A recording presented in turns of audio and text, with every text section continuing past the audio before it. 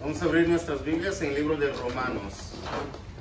Vamos a comenzar una nueva serie, ¿ok? No hemos terminado la serie de aptos para pelear. Lo vamos a posponer por un mes y medio. Un mes y medio no vamos a estar viendo aptos para pelear. Yo sé que el tema a algunos de ustedes les interesa la serie, pero lo vamos a traer después. Lo que pasa es que les había comentado que una vez al mes vamos a comenzar una serie y lo vamos a ver solamente una vez al mes, ¿ok? Y esta serie está basada en todo el libro de Romanos. No lo vamos a ver textualmente, sino lo vamos a ver de una forma colectiva. Por ejemplo, el día de hoy vamos a estar viendo solamente el primer capítulo del libro de Romanos, un resumen de ello, específicamente los versículos 18 al 20. Y el tema que le vamos a poner a esta predicación o a esta enseñanza es ¿cómo estoy ante Dios? Sin embargo, no es la única enseñanza con el mismo tema, ¿ok? Vamos a traer este tema nuevamente la próxima vez que nos veamos, de aquí hasta el siguiente mes. Y vamos a estar también contestando a esta pregunta, ¿cómo estoy ante Dios? Pero el día de hoy desde el punto de vista gentil, y la próxima vez o el próximo mes desde el punto de vista cristiano, ¿ok? ¿Me entendieron, verdad? Ok, muy bien. Entonces, lo que vamos a estar haciendo a través de todo el libro de Romanos es, vamos a estar dividiendo todo el libro de Romanos en 4 partes o en 4 diferentes preguntas, el cual estaremos contestando cada uno de ellos en 2 o más enseñanzas. Por ejemplo, el día de hoy vamos a estar hablando sobre lo que ya les dije, cómo estoy ante Dios, pero después vamos a estar viendo sobre cómo llego a ser un verdadero cristiano. Eso es importante para cada uno de nosotros, los cristianos. También lo vamos a basar en el libro de Romanos, 2 enseñanzas. Después, más adelante, vamos a ver cómo puedo crecer espiritualmente. ¿Okay? No solamente cómo llegar a ser un verdadero cristiano, sino cómo llegar a crecer espiritualmente, que debe ser una de nuestras metas como cristianos. Y la última pregunta que vamos a estar viendo como 4 diferentes enseñanzas sobre esta pregunta es, ¿cuál es mi nuevo propósito como cristiano ahora? Esto lo vamos a ver prácticamente a fines del año, porque lo estamos viendo solamente una vez por mes. Okay, regularmente lo vamos a estar haciendo la última semana o el último domingo del mes. ¿Por qué entonces lo vamos a estar viendo el día de hoy? Porque el día de hoy no es el último domingo del mes. Bueno, lo que pasa es que Juan va a estar dando una serie de enseñanzas bíblicas sobre las 7 iglesias del libro de Apocalipsis y lo va a comenzar la próxima semana. Así que durante los próximos 5 domingos ustedes no me van a ver a mí ni me van a escuchar a mí en las predicaciones, van a estar aprendiendo más con Juan la palabra de Dios, basándonos en el libro de Apocalipsis, las 7 iglesias de Apocalipsis o de Asia. Ok, eso es lo que vamos a estar haciendo. Lo otro que quiero comentarles también es que yo sé que ya no les he dado material u hojas de los estudios y enseñanzas bíblicas a todos, no les he dado a todos, solamente a los que me piden, o mejor dicho, los que ponen su nombre en esta hoja. Y vamos a hacer lo mismo con el libro de Romanos. Solamente vas a recibir el material de la serie del libro de Romanos si pones tu nombre en esta hoja, ¿ok? Puse 12 números, no tiene que ser 12 números, puede ser más o menos, pero si tú quieres realmente el material, entonces ven y pon tu nombre. Y la enseñanza del día de hoy no lo tengo hoy, porque no sé cuántos van a pedir. Así que lo voy a imprimir y se los voy a entregar la próxima vez que los vea, ya sea el miércoles o ya sea el próximo domingo. Pero les voy a entregar esta misma enseñanza en hoja, ¿ok? Está bien. Los que no ponen su nombre, obviamente, no van a recibir el material. Así de sencillo. Creo que somos una iglesia, una congregación que intenta seguir instrucciones, ¿verdad? Que intenta seguir las reglas. Pero ¿sabían que acabo de notar que les dije que cuando cantemos, ¿sabes tú quién es Jesús? Solamente el director va a decir, ¿sabes tú quién es Jesús? Y toda la congregación contestaría.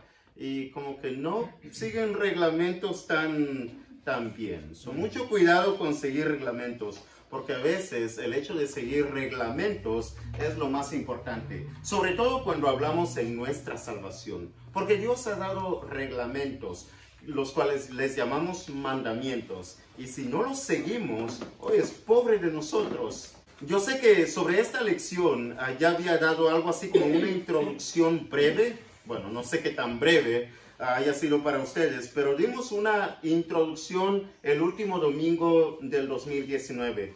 El día de hoy lo vamos a completar y no solamente lo voy a dar el resto, sino voy también a decir prácticamente lo mismo, tal vez no lo mismo, pero lo primero que había dicho anteriormente y lo vamos a completar el día de hoy, ¿ok? Porque aparte de eso, algunos de ustedes vinieron y me dijeron, oye, estuvo bien la enseñanza. Bueno, no estaba completa, el día de hoy lo vamos a completar. Y quiero comenzar con esto. Estamos viendo el libro de Romanos. ¿Cuántos de ustedes han hecho esto que se llama road trips? ¿Road trips? ¿Nadie? Un road trip, ¿alguien quiere definir lo que es un road trip? Un viaje en carro. Un viaje en carro. ¿Alguien ha hecho viajes en carros? Probablemente algunos. ¿Qué les parecen los viajes en carros? Yo cuando era joven, yo hacía algunos viajes en carros. De hecho, puedo hablar algunas experiencias sobre mis viajes en carros, pero no todas las experiencias en viajes en carros son buenas. Algunas son malas, pero regularmente los viajes malos en carro es lo que lo hace más interesante. Por ejemplo, algunos hacen viajes en carro y se les poncha la llanta y no saben qué hacer, están en medio de un pueblo lejano, entre otro pueblo lejano, y son cosas que en ese momento no es tan sencillo ni fácil de lidiar, pero a la larga te ríes de ello, te acuerdas y dices, wow, qué grande experiencia tuve. Bueno, yo tuve algunas de esas experiencias, no tenemos para hablar sobre mis experiencias de viajes en automóvil, pero el punto es esto, ¿ok? Si tú haces el viaje en el libro de Romanos, si comienzas el viaje estudiando el libro de Romanos hasta terminarlo, vas a experimentar una más fuerte relación entre tú y Dios, porque esto es lo que hace el libro de Romanos, fortalecer tu relación personal con Dios. Ahora, ¿cuántos de nosotros no le gustaría fortalecer esa relación más y más entre Dios y yo? Martín Lutero lo puso de esta manera. Lo dijo en inglés, obviamente, yo lo traduje y lo dijo de esa manera. Si agarras el libro de Romanos te va a agarrar, no solamente el libro de Romanos, sino Dios mismo te va a agarrar a ti en sus manos. ¿Y qué mejor que estar en las manos de Dios en toda nuestra vida? En el primer capítulo del libro de Romanos, ustedes pueden ir y comenzar a leer, se van a dar cuenta que el que escribe el libro de Romanos es este personaje, que para muchos de ustedes es su personaje favorito. Para mí no tanto, y yo tengo ciertas razones, ¿ok? ¿Por qué no tanto? Pero es un excelente personaje. De hecho, está mal que yo diga para mí no tanto, porque no es mi mucho favorito personaje, pero yo sé que para el hermano Vázquez sí, sé que para Juan sí, y sé que para algunos de ustedes también es su personaje favorito, y estamos hablando del apóstol Pablo. El apóstol Pablo escribe el libro de Romanos primeramente a un grupo de cristianos que se reúne en sus hogares o en su hogar en la ciudad de Roma. Por eso el título, por eso el nombre de esta carta, el libro a los romanos, ¿ok? O más corto, Romanos, así lo conocemos. Pero sabemos que romanos son algo así como los mexicanos, pero los mexicanos viven en México y los romanos ¿dónde viven? En Roma. En Roma. Así que está escribiendo a estos cristianos. Los primeros 17 versículos del primer capítulo obviamente son pero muy importantes, pero no nos vamos a enfocar en esos 17 versículos el día de hoy, solamente vamos a enfocarnos de los versículos 18 en adelante, ¿ok? Y otra vez el tema que estamos viendo es ¿cómo estoy ante Dios? Primeramente vamos a hablar desde el punto de vista, porque Pablo a ellos les escribe, a los gentiles. ¿Qué es un gentil? Yo creo que todos sabemos que es un gentil, ¿verdad? Un gentil no es una persona amable que te abre la puerta o que te cede tu asiento. No, ese no es un gentil. Para el judío, un gentil era toda aquella persona que no era parte del pueblo de Israel, que no tenía la ley de Dios, que no tenía los salmos, que no tenía los profetas. Ahora, estas tres cosas son muy, pero muy importantes para los judíos. La ley, los salmos y los profetas. Porque así dividían todo el Antiguo Testamento. Y con eso, la ley, los salmos y los profetas, ellos podían no solamente conocer los mandamientos de Dios, sino podían conocer a Dios mismo. ¿Quién es Dios realmente? Y Pablo viene y está escribiendo primeramente a los gentiles. Obviamente los gentiles no son gente que vivieron aprendiendo de Dios y sobre Dios y los mandamientos de Dios, sino que andaban sin Dios y sin esperanza. Lo más probable es que nunca fueron al templo, nunca fueron a una sinagoga y mucho menos fueron a la iglesia. Todos nosotros no aplica eso para nosotros. Porque en primer lugar, si estamos en la iglesia de Cristo, no solamente el día de hoy, sino que hemos estado. Algunos de ustedes han crecido en la iglesia. Yo cuando pienso, por ejemplo, en Jesús y Jenny, prácticamente nacieron en la iglesia. Obviamente los menores también, como Daniel y David.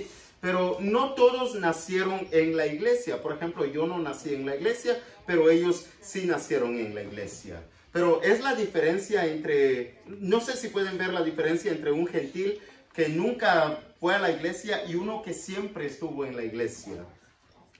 Algunos de los que siempre estuvieron en la iglesia, lo más probable es que no puedan apreciar lo que la iglesia puede proveer o lo que Dios puede hacer en la vida de aquellos. Porque piensan tal vez que se están privando de algo allá afuera, cuando en realidad no se están privando de absolutamente nada. Esos son algunos beneficios de ir a la iglesia siempre, ¿ok? Solamente algunos beneficios. Congregarse como iglesia te da o te hace crecer en una familia saludable. Saludable en todo el sentido de la palabra. Yo no sé cuántos de ustedes crecieron en la iglesia y por lo tanto estuvieron, si su familia iba a la iglesia, se mantuvieron en esa familia saludable, en todo el sentido de la palabra. Yo desde los 12 años tuve ese privilegio, pero de los 12 años para atrás no tenía ese privilegio. Otros de los privilegios, aparte de crecer en una familia saludable, es aprender las historias bíblicas. Oye, las historias bíblicas son las mejores. Yo había mandado algunas historias bíblicas a algunos de ustedes sobre, por ejemplo, de Gedeón. No sé cuántos lo leyeron, pero Gedeón es uno de mis personajes favoritos por varias razones. Cuando digo favoritos es que caben dentro del 1 al 10 mis favoritos, ¿ok? Porque tengo favoritos del 1 al 10, tengo favoritos del 1 al 5 y obviamente los primeros 3 que están ahí. Pero Gedeón es uno de los grandes que mientras crecía yo amaba aprender más y más sobre ese personaje, Gedeón. Y me hubiese gustado que las historias fueran más largas. Pero así como Gedeón está José, está Elías, está David, entre otros. Está Daniel, por ejemplo, otro de mis personajes favoritos. Entonces, uno de los beneficios por el cual crecer en la iglesia o dentro de la iglesia es aprender todas esas historias. Con algunas de esas historias yo me identifico o quiero identificarme, aunque no les llego ni a los talones, ¿ok? Pero me gusta el hecho de que haya aprendido no solamente las historias bíblicas, sino yo amo el canto. Mi pasión es cantar, no cantar canciones cualquiera, sino canciones que hablan sobre el poder, el amor de Dios, sobre quién es Dios. Pero no solamente cantarle a Dios, sino cantar con ustedes a Dios. Y cantar no solamente de Dios, sino a Dios, sino sobre Dios. ¿Me entienden? Es una de mis pasiones más grandes desde pequeño. desde los 12 años. Me gustaba cantar, y si me gusta cantar, oye, ¿por qué no cantarle a Dios? Él se merece toda mi alabanza, toda la gloria que yo pueda dar. Pero sobre todo, lo más importante, el beneficio más grande de crecer en un ambiente cristiano, de venir a la iglesia todo el tiempo, es el hecho de que puedo conocer a Dios realmente. ¿Quién es? ¿Cuántos de ustedes pueden decir que conocen a Dios? Yo puedo decir que conozco a Dios. No en su totalidad, porque Dios es más grande que lo que yo pueda siquiera imaginarme sobre quién es Dios. Y está bien, porque eso lo hace Dios. ¿Se imaginan si yo pudiera comprender todo sobre Dios? Oye, es como que si pudiera traer a Dios y meterlo en una caja. Y Dios es superior a eso, más grande que eso. Por eso está bien el hecho de que yo no comprenda todo sobre Dios. Pero conozco a Dios. ¿Por qué? Porque la Biblia me muestra quién es Dios. Porque la Biblia me dice sobre Dios. Y tener a Dios en mi vida es el beneficio más grande que cualquier ser humano pueda anhelar. Yo no sé cuántos de ustedes que anhelan, pero el tener a Dios en mi vida es el anhelo mayor de mi persona. Ojalá sea el tuyo también, pero para eso necesitas aprender más de quién es Dios realmente en la palabra de Dios. Ahora, si creciste en la iglesia, lo más probable es que conoces mucho de esto. Otra vez, Pablo viene y le escribe al libro a los romanos, primeramente a aquellos que no tuvieron este privilegio tan grande. ¿Okay? Vamos a leer Romanos capítulo 1, versículos 18 al 20, por favor. Yo sé que ya lo habíamos leído, pero Romanos 1, 18 al 20.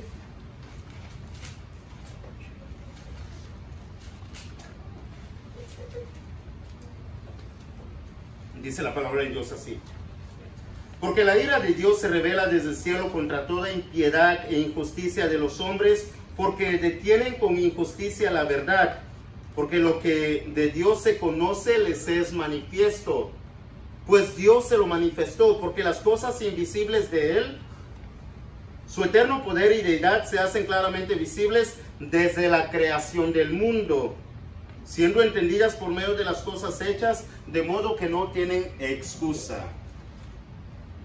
Lo que Pablo está diciendo es que hay mucha evidencia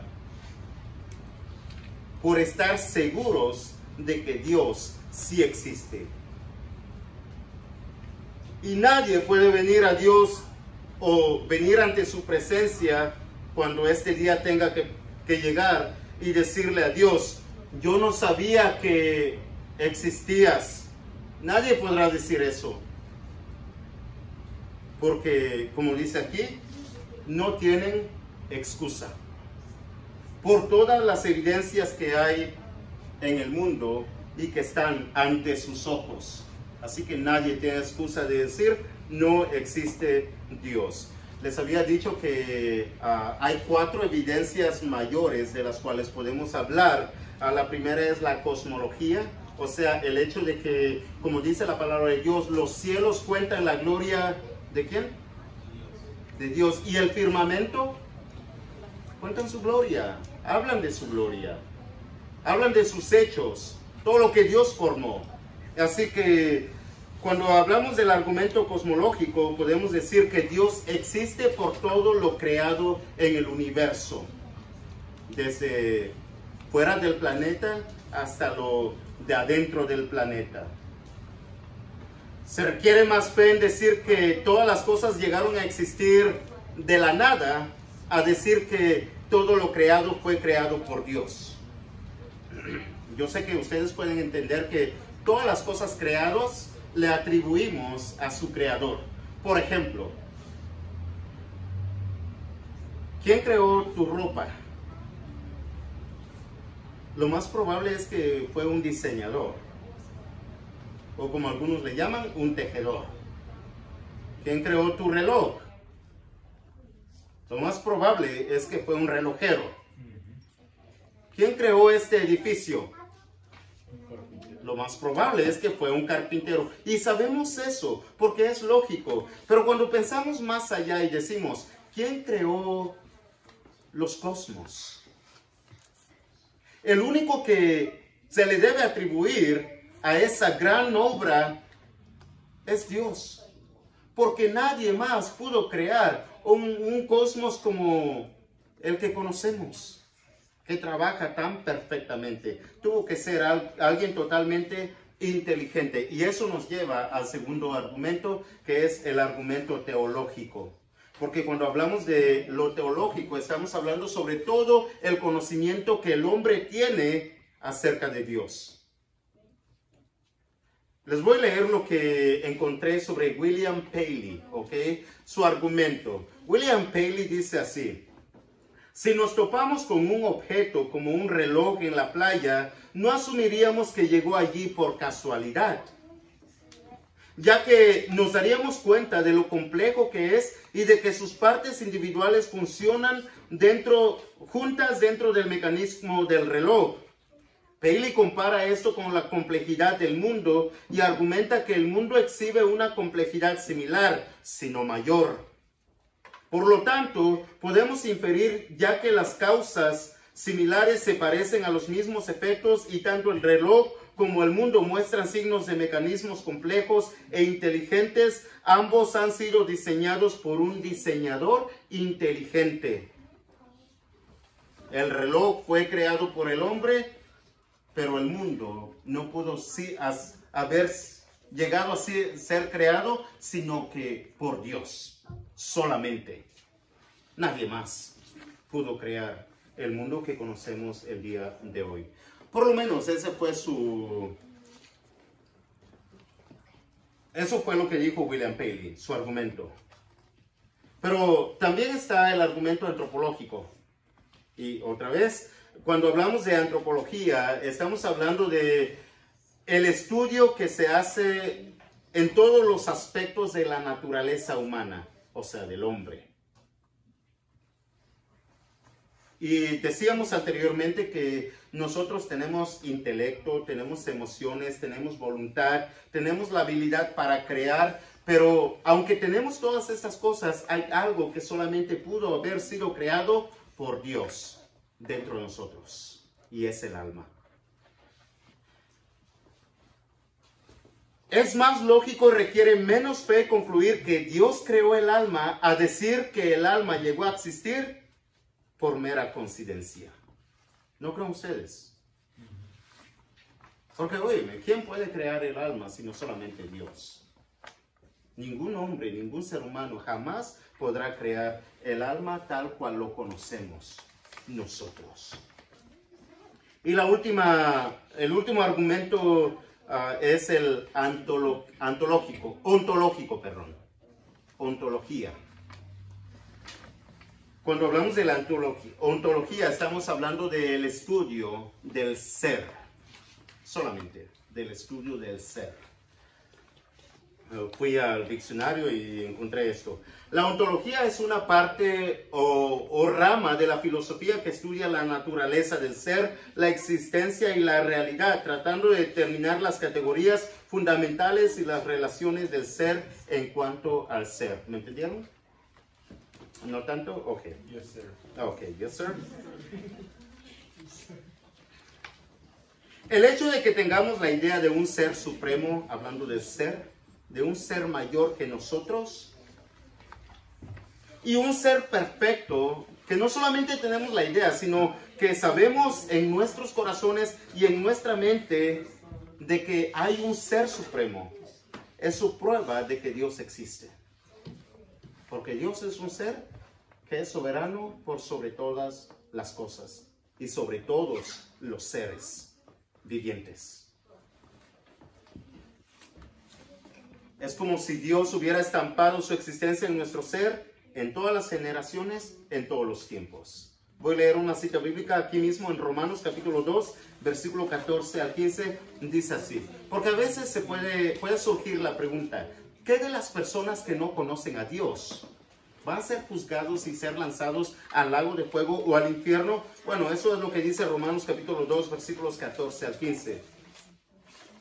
Porque cuando los gentiles que no tienen ley, o sea, que no tienen Biblia, que no han escuchado sobre Dios, sobre los mandamientos de Dios, dice, hacen por naturaleza lo que es de la ley, estos, aunque no tengan ley, son ley para sí mismos, mostrando la obra de la ley escrita en sus corazones, dando testimonio su conciencia y acusándoles o defendiéndoles sus razonamientos. ¿Sí notan?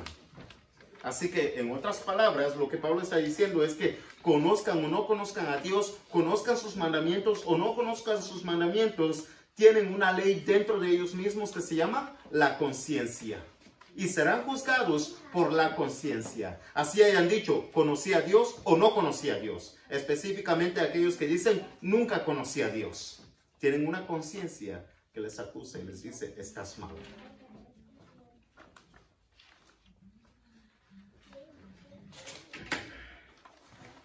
Hablemos un poco sobre los ateos. Yo sé que mi tiempo está por terminarse.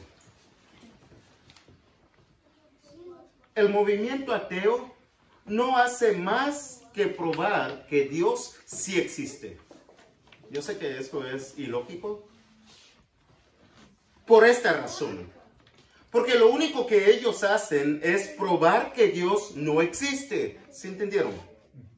Los ateos lo único que hacen es probar y traer todos los argumentos y mostrando que Dios no existe. Pero la pregunta debe hacerse de esta manera. ¿A quién estás tratando de convencer? ¿A mí o a ti mismo? Uno de los argumentos que ellos tienen para decir que Dios no existe es esta. Si Dios existe, ¿por qué entonces Dios deja que pasen malas cosas a las personas buenas? ¿Han escuchado este argumento o no? Todo el tiempo se escucha este argumento. En realidad, mucha gente niega la existencia de Dios porque ellos ven que les acontecen cosas malas a personas que nosotros pensamos son buenas. Y decimos, si Dios existiera, no les pasara eso. Cuando lo primero que se debe hacer es determinar si Dios existe, no si Dios es bueno o malo. ¿Entendieron? Se comienza al preguntarse, ¿la evidencia sugiere que Dios existe o que Dios no existe? Y basándonos en la evidencia, ahí poner nuestra fe. Por ejemplo, yo puedo decir, en toda la evidencia que hay, Dios sí existe. Por lo tanto, voy a poner toda mi fe en Dios. Pero si mi situación fuera, la evidencia declara que Dios no existe, entonces, ¿dónde pongo mi fe? Lo segundo que se debe hacer, si es que Dios sí existe, es orar y esperar que Dios sea un Dios bueno. No al revés. Ellos lo ponen al revés. El problema es que el que determina si Dios es bueno o malo es el hombre. Y el hombre lo que hace es juzgar las cosas que pasan en el momento que pasa, de acuerdo a las obras que están pasando, y decide, esto es bueno o esto es malo, haciéndose a sí mismo igual o superior que a Dios por la manera que está juzgando. Cuando el hombre realmente no puede ver todo lo que esté pasando alrededor, tiene solamente una perspectiva muy corta de lo que realmente pasa en el mundo. Y por eso ellos se quieren hacer igual o más grandes que Dios, y por eso su conclusión es Dios no existe, porque han juzgado de acuerdo a lo que ellos piensan que está bien. Les voy a poner una analogía, ¿ok? Una analogía muy corta. Es como, por ejemplo, si alguno de ustedes crece bajo el régimen de Saddam Hussein. Todos sabemos quién es Saddam Hussein, ¿no? Que fue el presidente de Irak. Pero como era un presidente muy malo, entonces él hacía, y no solamente hacía, sino dejaba que cosas malas le pasaran a gente buena.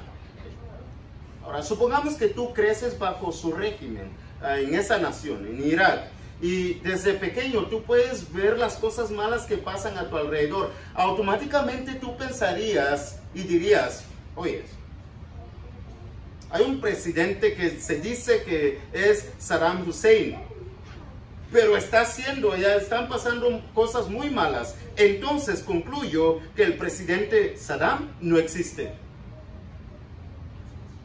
¿Hace lógica? En realidad no hace lógica. El hecho de aceptar si es bueno o malo alguien es secundario al hecho de aceptar si realmente es, en ese caso, el presidente o no, Saddam Hussein. Y en nuestro caso, el hecho de aceptar si Dios es bueno o malo es secundario al hecho de aceptar si Dios realmente existe o no existe. La primera cuestión no es juzgar sobre el carácter moral de Dios. Nuestro primer trabajo debe ser juzgar si realmente Dios existe o no existe. Y dice la palabra de Dios que nadie tiene excusa de que Dios sí existe, por todas las evidencias que se puedan mostrar. Ahora, yo le preguntaría a Pablo esto. Le preguntaría, ok Pablo, hablas como que si Dios existe por las evidencias que se pueden ver en la creación. Entonces, ¿por qué hay muchísima gente que niega la existencia de Dios? ¿Por qué? ¿Por qué? ¿Por qué? Si es que realmente es tan claro, es tan evidente que Dios sí existe, ¿por qué la gente niega la existencia de Dios? Te voy a dar solamente una cosa y con esa cosa voy a terminar, ¿ok? No es un asunto meramente intelectual.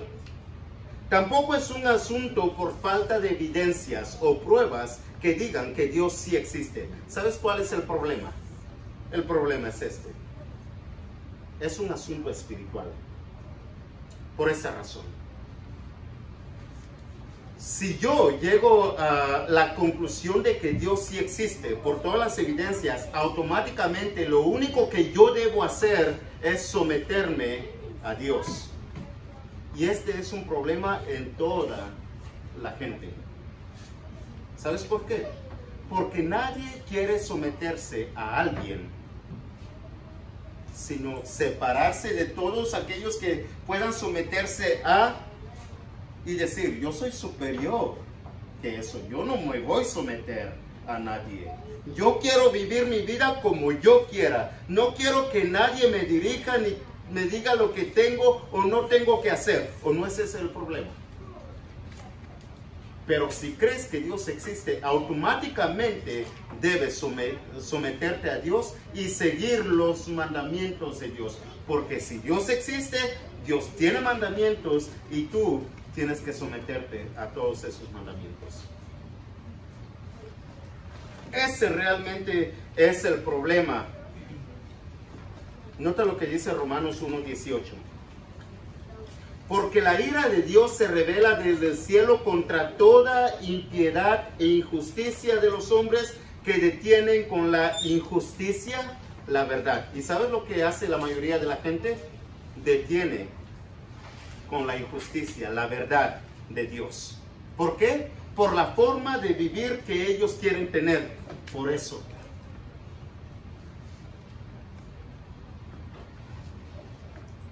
Pensamiento. Yo creo que te ha pasado, ¿no? Los que niegan la existencia de Dios se acercan a ti y parecen o se muestran más intelectuales, más inteligentes y por consecuencia más superiores que tú que crees en Dios. ¿Y sabes cuáles frases usan? Usan frases como estas. No, Dios no existe. Te han llenado el coco de ideas. Lo que pasa es que tu mente está corta, tu mente está cerrada. Por eso crees que Dios existe. Ellos aparentan ser más intelectuales que nosotros, pero ¿sabes cómo Dios los ve? Nota lo que dice ahí. Versículo 19, 1:19. Porque lo que de Dios se conoce les es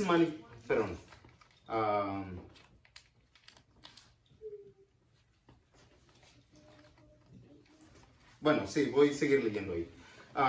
dice, porque lo que de Dios se conoce les es manifiesto, pues Dios se lo manifestó, porque las cosas invisibles de Él, su eterno poder y deidad, se hacen claramente visibles desde la creación del mundo, siendo entendidas por medio de las cosas hechas, de modo que no tiene excusa, pues habiendo conocido a Dios, no le glorificaron como a Dios, ni le dieron gracias, sino que se envanecieron en su razonamiento, y su necio corazón fue entenebrecido. Ahora nota el versículo 22, profesando ser sabios, ¿qué se hicieron? Se hicieron necios. Dios los ve no como más intelectuales, no como más inteligentes, no como más superiores a ti que crees en Dios. ¿Sabes cómo los ve Dios a ellos? Como necios, como tontos. Dice el libro de los Salmos así, dice el necio en su corazón, no hay Dios. O en otras palabras, dice el necio en su corazón. Y así los ve Dios. Dios no existe. Realmente son tontos, son necios, ellos, no nosotros, ellos. Por lo menos así los ve Dios de esa manera. Conclusión. Los versículos 24 en adelante del capítulo 1 de Romanos nos da una lista de las cosas por las cuales los hombres reemplazan la verdad por estas cosas, tales como concupiscencias de sus corazones. Dice el 25, cambiaron la verdad de Dios por la mentira, y sigue hablando de las cosas que el hombre cambia a Dios, o sea, la verdad. Y por eso es que su razonamiento se ha envanecido y se entumen en decir que Dios sí existe. Porque han vivido tanto tiempo de esa manera que ellos ahora piensan que Dios no existe. Pablo nos invita a hacer tres cosas. Número uno, a reconocer que Dios sí existe. Y yo no soy Dios, ni tú. Número dos, si creo que Dios existe realmente, entonces debo someter mi vida a Él. Ya sea que Dios sea bueno o Dios sea malo. Y número tres, si Dios realmente existe, debo orar y esperar que sea un buen Dios. Pero todas las evidencias nos muestran que Dios sí existe. Ahora, depende de cómo tú quieras vivir tu vida. Dios existe. Dios es bueno y muy justo. Dios está llamando y esperando a todos a que procedan al arrepentimiento. Y una forma de mostrarlo es bautizándose para el perdón de sus pecados. Así que si tú crees que Dios existe y quieres someter tu vida a Él, aquí hay agua que impide que seas bautizado.